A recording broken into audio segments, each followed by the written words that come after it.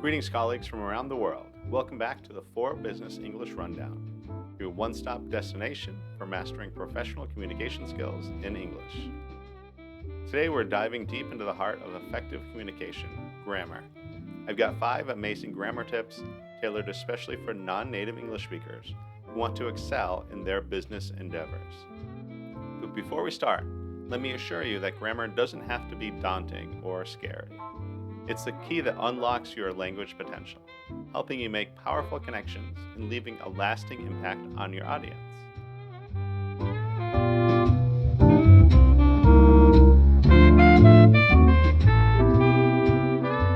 Grammar Fundamentals, a guide to polishing your business English, or 5 grammar tips for business success.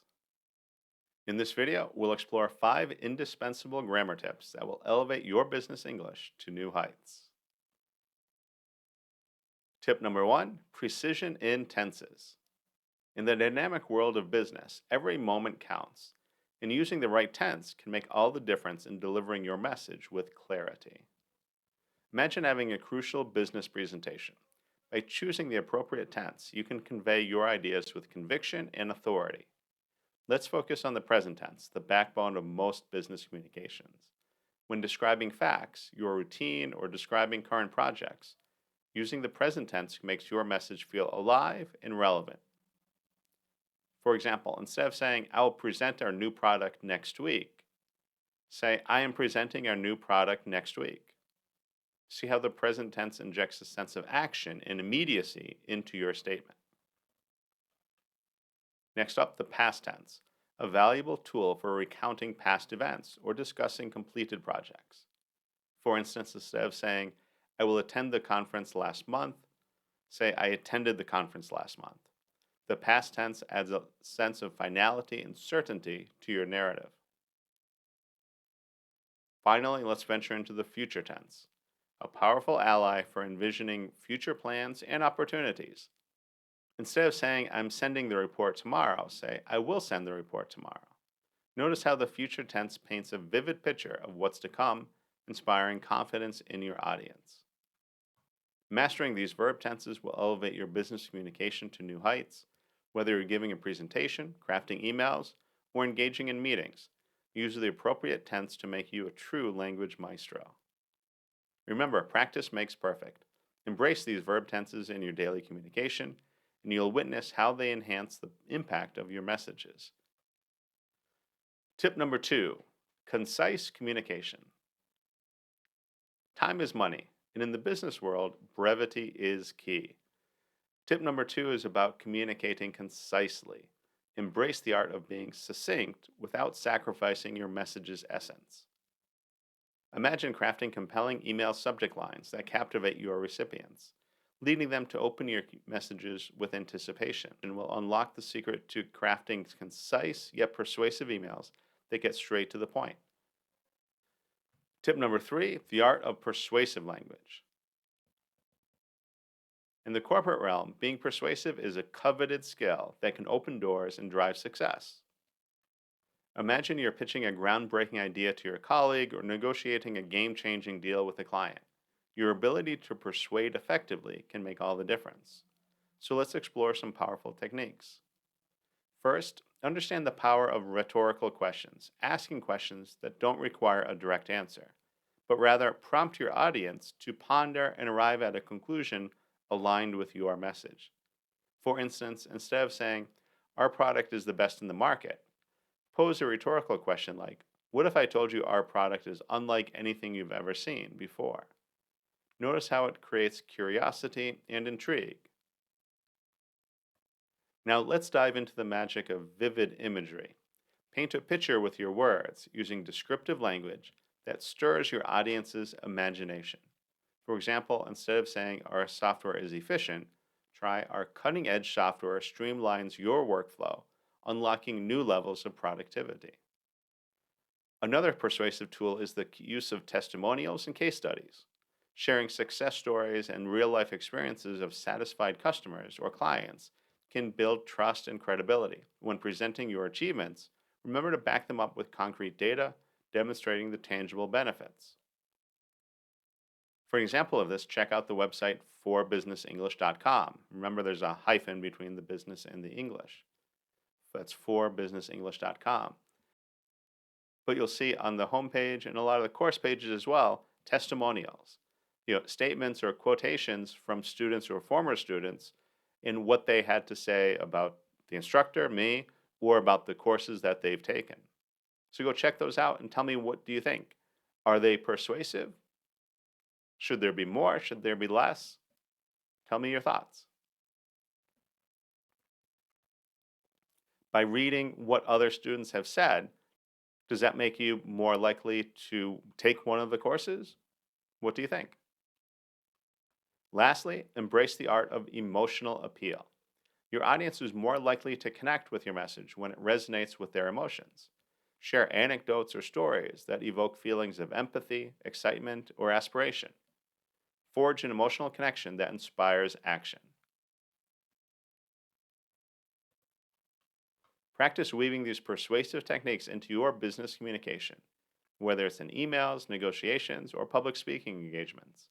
You'll become an influential communicator capable of capturing hearts and driving results.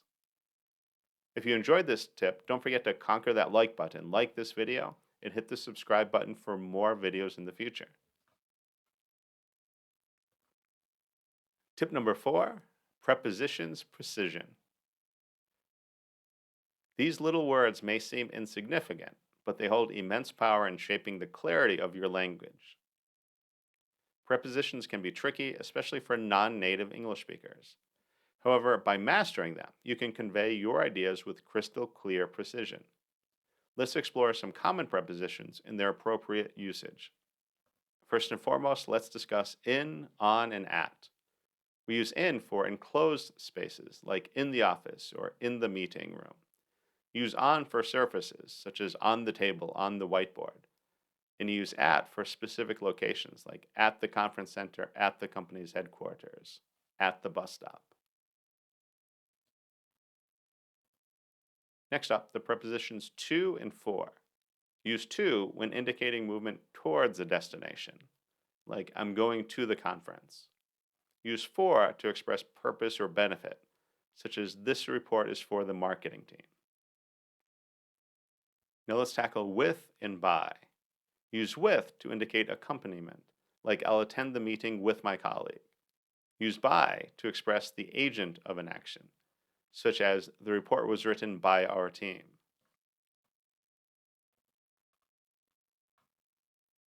Last but not least, let's decipher of, from, and about. Use of to indicate possession or origin, like the success of the project. Use from to show movement away from a source, such as she's coming from the airport. And use about when discussing a topic, like let's talk about the new strategy. Practice integrating these prepositions into your everyday business conversations and writing. The more you familiarize yourself with them, the clearer and more professional your communication will become. Tell me, what preposition do you find the most difficult to use?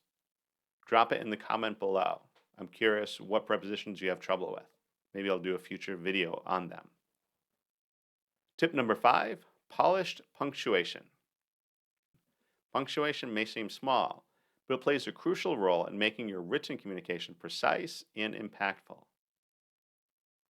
First on the list, the mighty comma.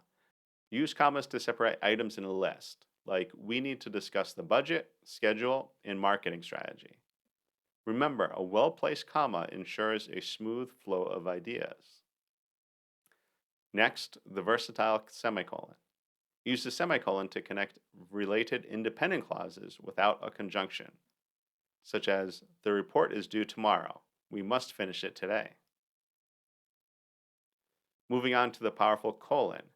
Use a colon to introduce a list, explanation, or example. Like there are 3 essential points to consider: budget, timeline, and resources.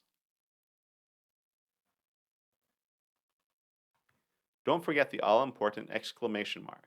Use an exclamation mark to express strong emotions or emphasize a point, such as great job on the presentation.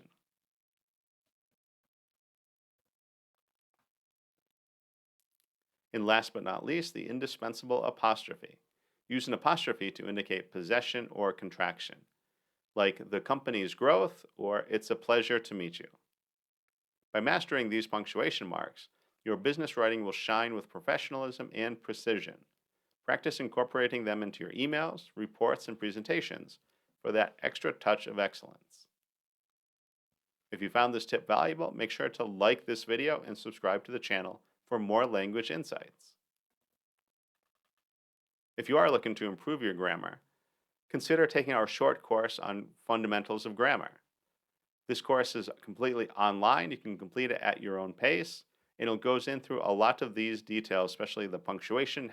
I give a much greater in-depth explanation of when to use commas or semicolons or colons. In this course, I discuss a lot of grammar mistakes that I see English as second language learners make and explain a lot of the things even native English speakers don't fully understand. And I try to help you out by pointing out things that are actually easy to master.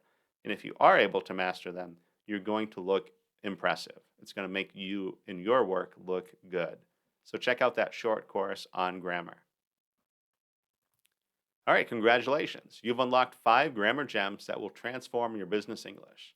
Keep practicing, keep growing, and together we'll take your communication skills to new heights. Conquer that like button and join our global community of learners. Remember, every step you take here is a step towards conquering the language world.